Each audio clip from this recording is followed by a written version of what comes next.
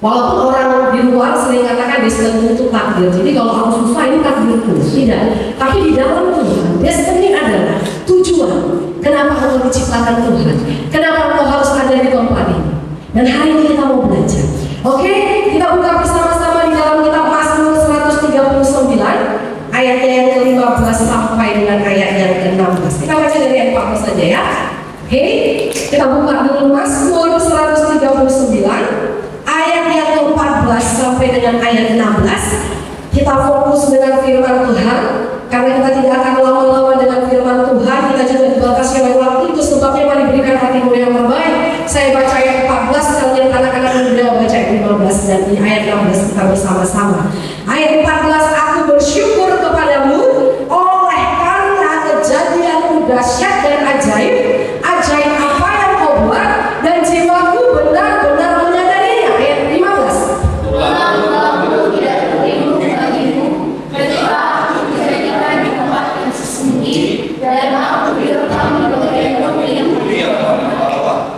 Ya, kita baca bersama-sama ayat 16. Matamu melihat selagi aku bakal anak, dan dalam kitabmu semuanya tertulis hari-hari yang akan dibentuk sebelum ada satu pun daripadanya. Oke, hari ini saya akan membawa sejenak kalian. Saya tahu kalian semuanya sudah anak-anak yang pintar-pintar, anak-anak yang cerdas-cerdas.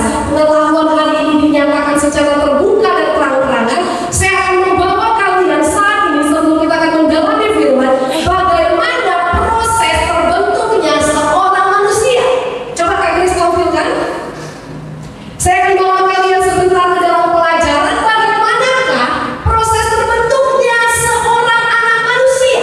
Kalau kita melihat dari gambar ini, teman-teman, sebelum manusia itu terbentuk dalam kandungan seorang ibu, maka ada dua sel yang harus bertemu, harus terbentuk, harus bersatu. Dan kalian lihat, ketika ada sel yang berjuta-juta ingin menuju sebuah sel yang lain, maka tidak semua yang berjuta-juta ini mampu mencapai sel yang di sebelah sini. Hanya satu saja yang berhasil mencapai sel yang disebut dengan hidung telur ini. Ya, jadi ada berjuta-juta sel yang sedang berjuang, yang sedang berlari, yang sedang ingin mencapai hidung telur ini, tapi hanya ada satu sel saja yang berhasil mencapainya. Dan yang satu itu adalah Kak Agil, adalah Teresia, adalah Inca, adalah Kenia. Amin. Jadi ada jutaan sel yang ingin berjuang untuk hidup, tapi hanya satu yang menang. Itulah kalian. Oke, gambarnya dimatikan. Jadi dari awal Tuhan sudah membuat kalian pemenang. Katakan bersama-sama, aku pemenang. Aku pemenang. Katakan sekali lagi, aku pemenang. Aku pemenang. Katakan lebih kuat, aku pemenang. Aku pemenang. Dan teman-teman tahu, iblis tahu bahwa Tuhan pilih kalian menjadi pemenang. Itulah yang menjadi masalahnya. Karena iblis tahu kalian menang, maka apa yang dia kerjakan dengan baik? Iblis tidak punya kuasa untuk menciptakan, dia tidak punya ide untuk membentuk apapun, dia tidak punya ide untuk menjadikan apapun, dia hanya punya tipu daya untuk menggagalkan. Dia hanya punya tipu daya untuk membuat kalian tidak sampai kepada tujuan kalian. Jadi kalau hari ini hidupmu dipenuhi dengan persoalan, pergumulan, tantangan dengan baik, itu karena engkau adalah seorang pemenang. Dan iblis mau engkau tidak sampai kepada tujuan Tuhan dalam hidup. Iblis mau buat engkau merasa bahwa engkau gagal. Iblis mau buat engkau merasa bahwa engkau tidak berharga. Iblis mau buat engkau merasa bahwa engkau tidak mampu. Iblis mau buat engkau merasa bahwa engkau tidak dapat melakukan apapun. You can't do anything. Tapi dengan baik sejak awal engkau dibuat Tuhan menjadi seorang pemenang. Katakan sekali lagi, aku pemenang. Aku pemenang. Dan sometimes, kadang iblis pakai orang-orang di sekelilingmu. Iblis pakai orang-orang yang ada di sekelilingmu untuk membuat engkau merasa gak mampu. Sometimes engkau sering terintimidasi. Bahkan gak sedikit orang tua yang sering mengintimidasi anaknya dan membuat dia berpikir bahwa dia tidak mampu. Itu sebabnya firman Tuhan harus diperdengarkan kepadamu hari ini, bahwa sejak semula engkau didesain Tuhan menjadi pemenang bahkan muda.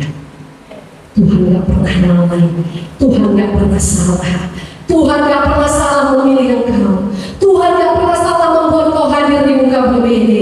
Next, gambar yang kedua. Selagi gambar yang kedua ditampilkan, mari kita baca sekali lagi ayat yang ke-15 sampai ayat yang ke-16. Kita baca bersama-sama, 2, 3 ya. Tulang-tulangku tidak terlindung, sama-sama pada suaranya yang muda.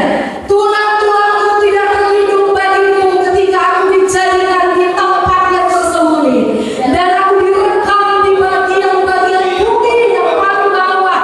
Matamu melihat selagi aku bakal anak, dan dalam kitabku semuanya tertulis hari-hari yang akan dibentuk sebelum ada satu pun daripadanya. Saudara perhatikan gambar ini, tadi gambarnya Grace. Tidak ada seorang manusia pun yang bisa mengkontrol, mengendalikan pertumbuhan anak di dalam rahim ibunya. Dan Alkitab mengatakan ternyata ada satu pribadi yang mengkontrol semuanya, yang membuat semuanya berjalan. Dan firman Tuhan katakan bahkan ketika tulang-tulangmu dibentuk, kau perhatikan ketika sel itu masih dalam bentuk sel yang kecil, sampai dia bertumbuh, dari yang tidak punya tangan, tidak punya kaki, akhirnya bertumbuh. Semuanya di dalam kontrolnya Tuhan. Tulang-tulangmu pun dibentuk dalam kontrolnya Tuhan, sampai pada hari engkau dilahirkan ke muka bumi ini. Jadi jangan pernah berpikir bahwa Allah adalah Allah yang iseng membuat engkau terlahir ke muka bumi ini. No, Allah merancangkan dari semula. Bahkan ketika jutaan sel itu sedang berjuang berlari, engkaulah yang dipilih, bukan sel yang lain. Amin. Gambar dimatikan.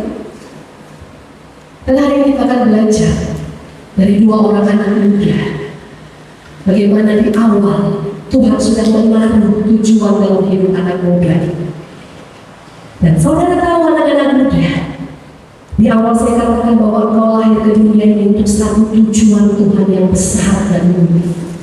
Engkau lahir ke dunia ini bukan hanya sekedar besar, sekolah TK, masuk SD, SMP, SMA, kuliah, dapat jodoh, nikah, melahirkan, bukan. Engkau lahir ke dunia ini, Tuhan punya tujuan. Dan kitab Yeremia 29 ayat 11, coba dengan cepat baca saja, Bang Sandi mungkin dengan cepat. Firman Tuhan mengkonfirmasi sekali lagi bahwa Tuhan mengetahui rancangan Allah yang ada pada kita. Ya, oke? Yeremia 29 ayat 11, coba dibaca dengan suara yang nyanyi. Sebab aku ini mengetahui rancangan-rancangan apa yang ada padaku mengenai kamu, demikianlah firman Tuhan, yaitu rancangan damai sejahtera dan bukan rancangan kecelakaan. Amin. Firman Tuhan katakan, aku tahu rancanganku atasmu. Bukan rancangan kecelakaan, tapi rancangan yang akan mendatangkan hari depan yang penuh pengharapan. Ya. Dan hari ini kita mau belajar, ada 2 anak muda yang Tuhan sudah taruh tujuan dalam hidupnya, Tuhan taruh mimpi dalam hidupnya, Tuhan taruh visi dalam hidupnya. Mari kita buka kitab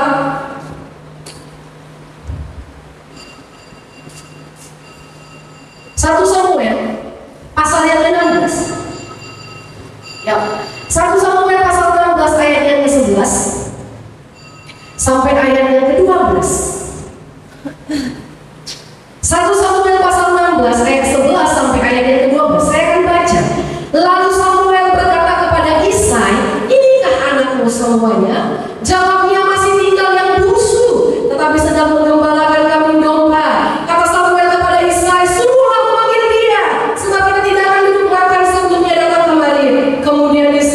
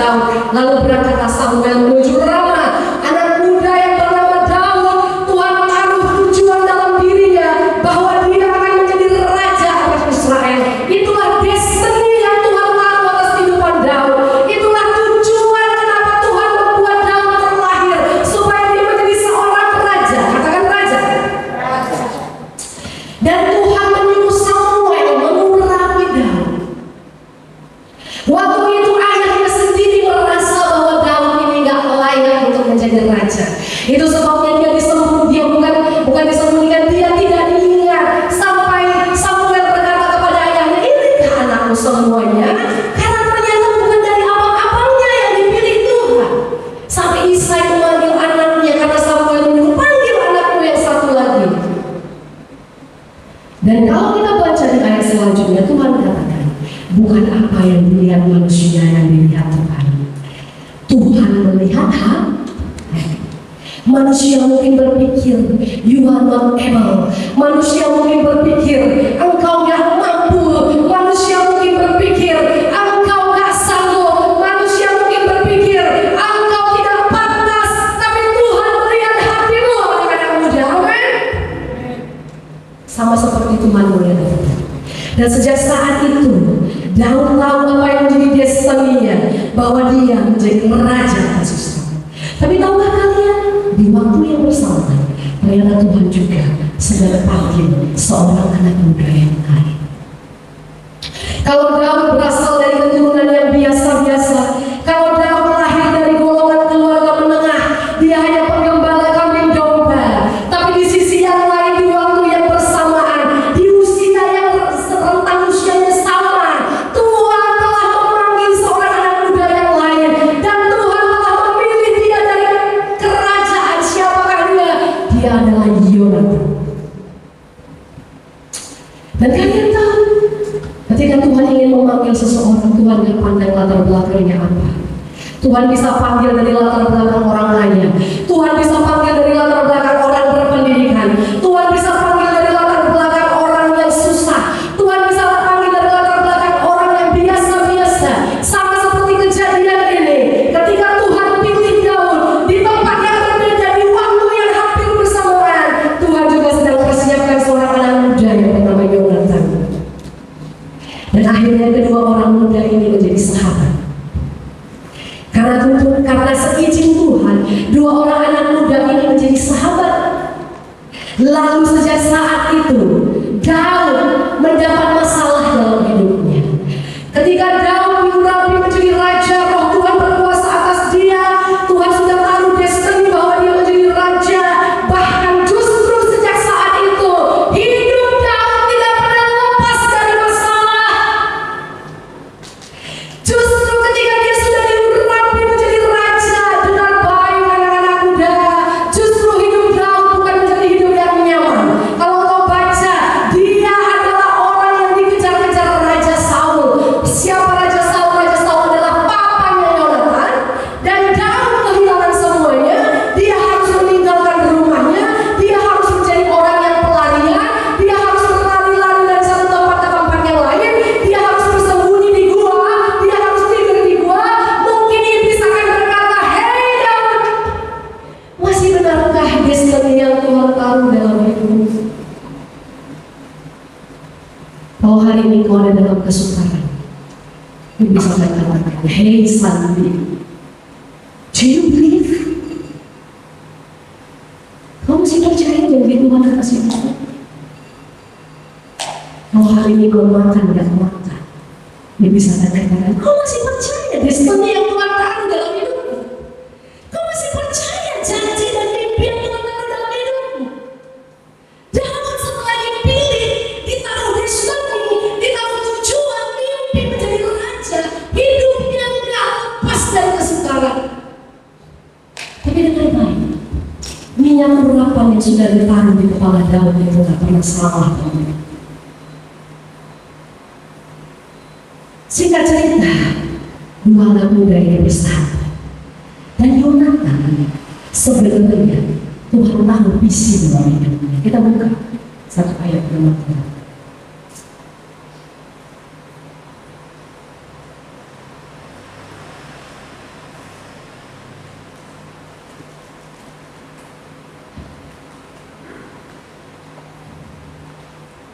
Ya, 1-20.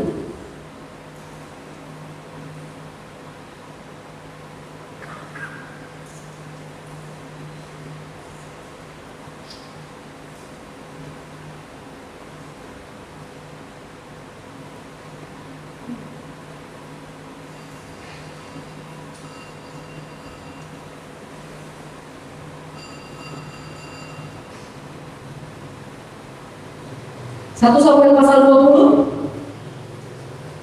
ayatnya yang ke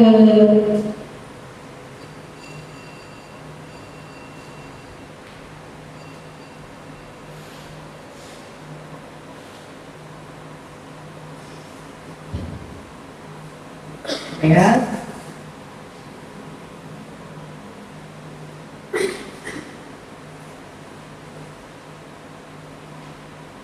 Ya, maaf, 1 Samuel 23 ayatnya yang ke-16 sampai 17. Maaf ya, catatan khotbahnya agak lari sedikit. 1 Samuel 23 ayat 17 sampai ayat 16 sampai 17. Tampilkan?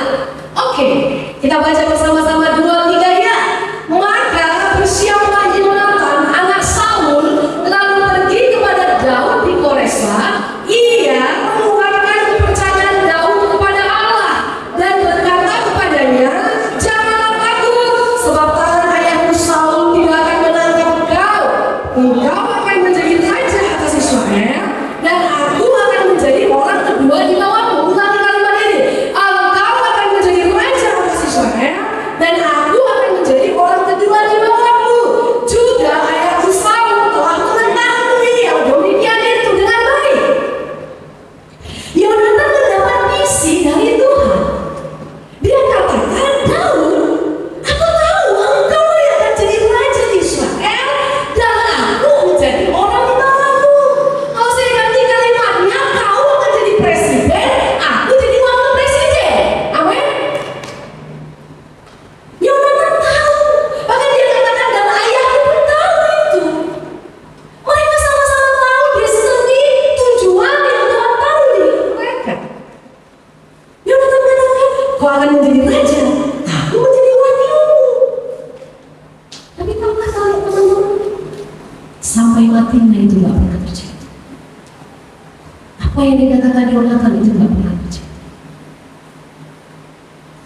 Apakah mimpinya salah? Apakah destiny-nya salah? Apakah Tuhan salah? Tidak. Kita akan lihat di mana yang menentukan akhirnya. Kenapa Daud bisa sampai kepada destiny-nya dia menjadi raja? Tapi kenapa Yonatan tidak sampai kepada destiny-nya menjadi wakil raja? Yonatan kalau kita baca, dia akan mati di sebelah ayahnya. Dia mati mengenaskan di samping ayahnya, dan dia nggak pernah menjadi wakil raja. Dia nggak sampai kepada destiny-nya.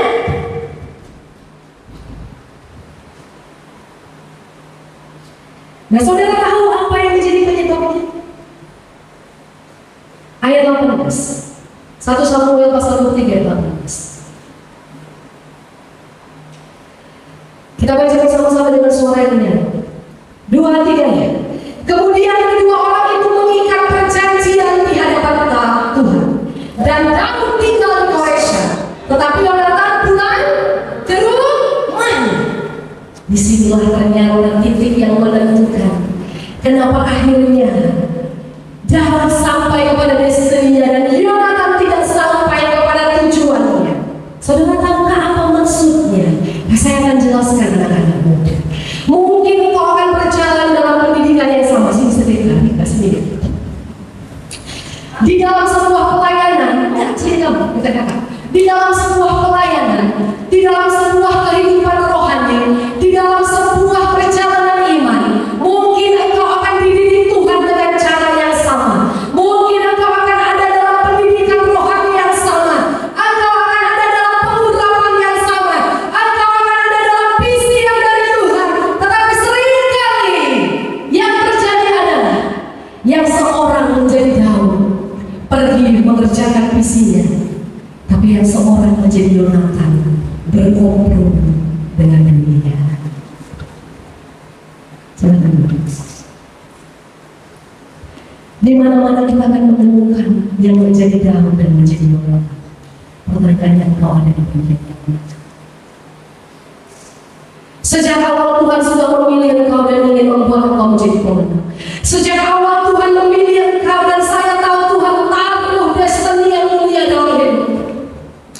Apa visi yang Tuhan taruh di hatimu hari ini, anak muda? Apa mimpi yang Tuhan taruh di hatimu hari ini, anak muda? Apa tujuan yang Tuhan taruh di hatimu, anak muda? Dan seringkali ketika tujuan mimpi itu sudah ada di hatimu, iblis mulai pakai pikiranmu untuk mulai membuat kau merasa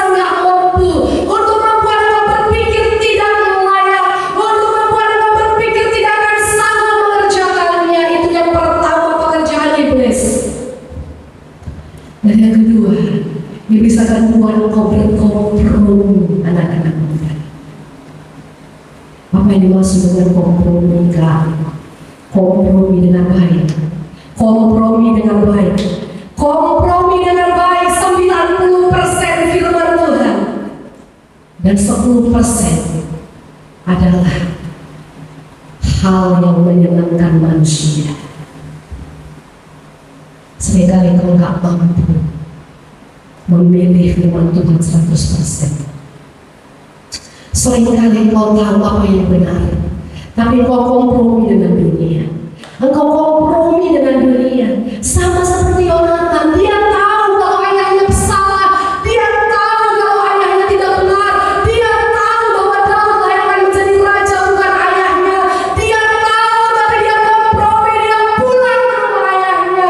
Rumah Saul ini berbicara mengenai kompromi, tetapi rumah Daud berbicara mengenai pujian dan penyembahan. Amin. Oh, hari ini ada hal-hal yang kau kompromikan dalam hidupmu. Kau tahu itu dosa, tapi kau berkompromi dengan dosa. Kalau hari ini ada hal-hal yang kau kompromikan, kau tahu itu gak berkenan di depan Tuhan, tapi kau kompromi karena kau takut dengan manusia.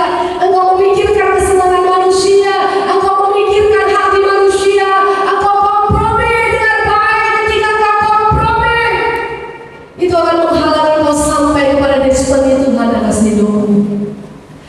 Engkau sudah diurapi Tuhan, anak-anak muda. Urapan Allah ada di dalam hidupmu. Apa destiny yang Tuhan taruh hari ini? Tuhan mungkin taruh satu destiny tujuan bahwa engkau akan menjadi pemimpin. You are to be a leader. Engkau akan menjadi pemimpin di gereja, pemimpin di perusahaan. Tapi ketika engkau kompromi, itu akan menghalangi engkau sampai kepada tujuan itu.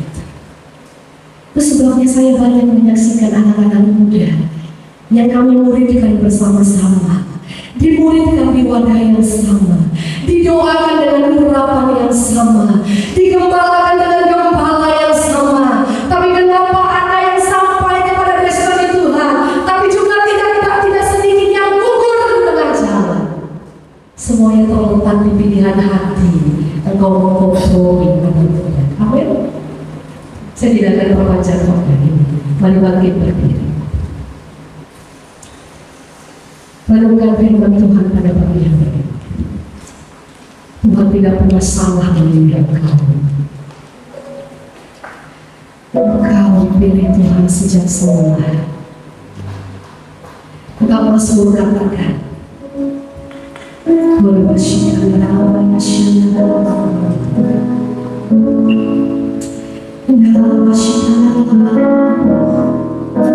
kita Mazmur menceritakan bagaimana kau dibentuk dalam kandungan ibumu. Setiap Tuhan pun ada dalam kendalinya Tuhan. Tidak ada masalah. Mari letakkan tanganmu di dadamu hari ini, anak-anak muda.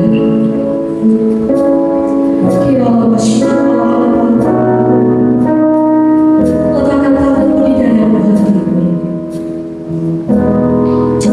Katakan bersama saya, Tuhan, aku tahu Engkau tidak pernah salah memilihku.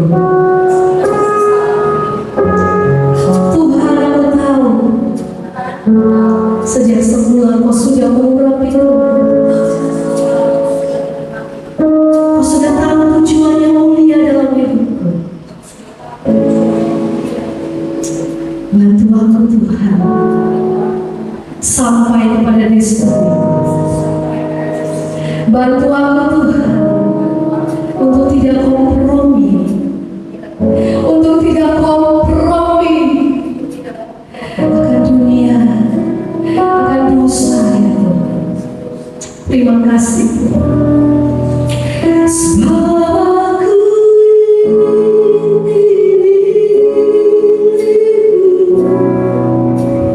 aku di dalam hatimu,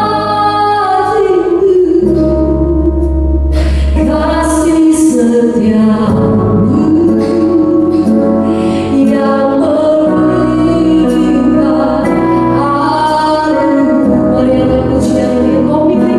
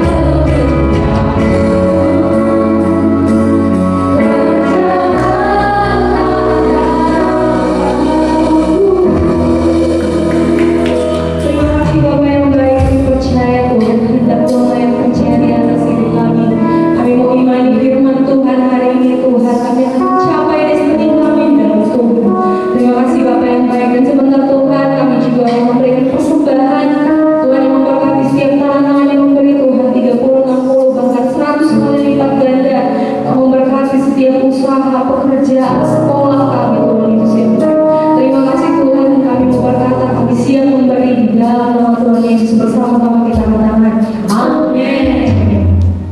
Saya katakan dulu.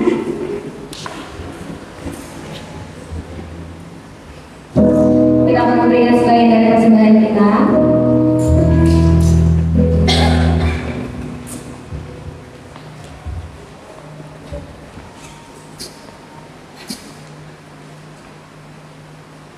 Namun sebentar mungkin kami tidak bisa berikan doa. Terima kasih Tuhan, terima kasih Bapak, kami mengucap syukur.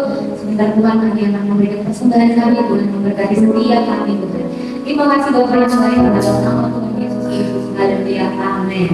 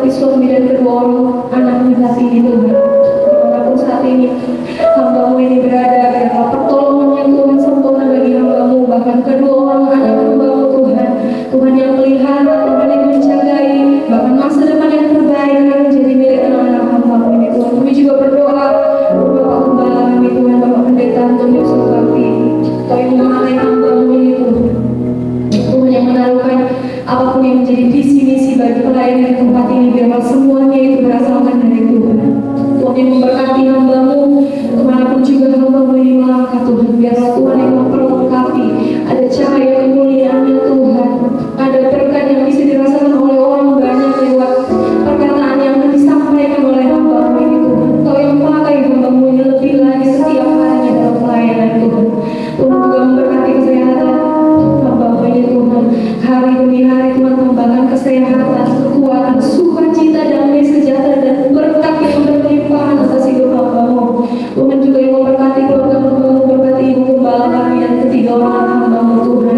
Dia Tuhan yang menjaga yang menutup bungkus, Tuhan yang memberikan berkat juga yang luar biasa bagi keluarga hamba-Mu, bahkan keluarga besar hamba-Mu Tuhan.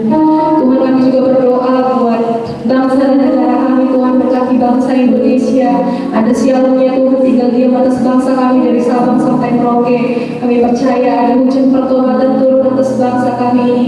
Ada keamanan Tuhan, terlebih lagi kami juga berdoa buat kota kami di mana kami tinggal dan beribadah, kota Medan, Sumatera Utara.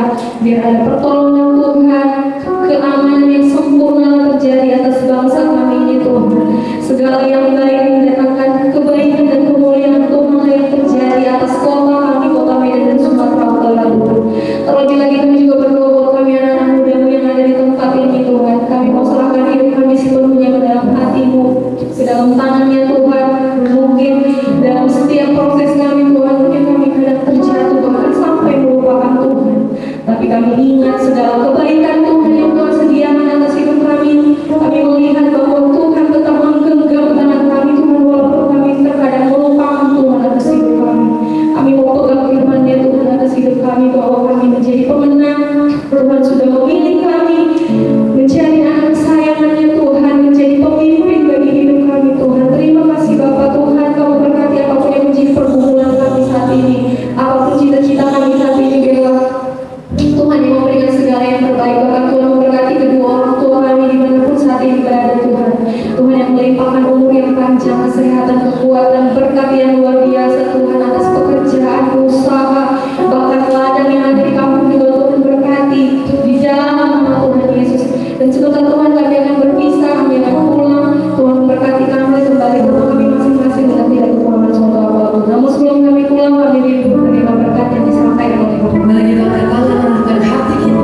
Terimalah berkat dari Allah Bapa, kasih sayang penyertaan dari Allah Roh Kudus menyertai kita sejak pagi ini sampai malam Tuhan Yesus datang kedua kali menjemput setiap yang percaya di Allah.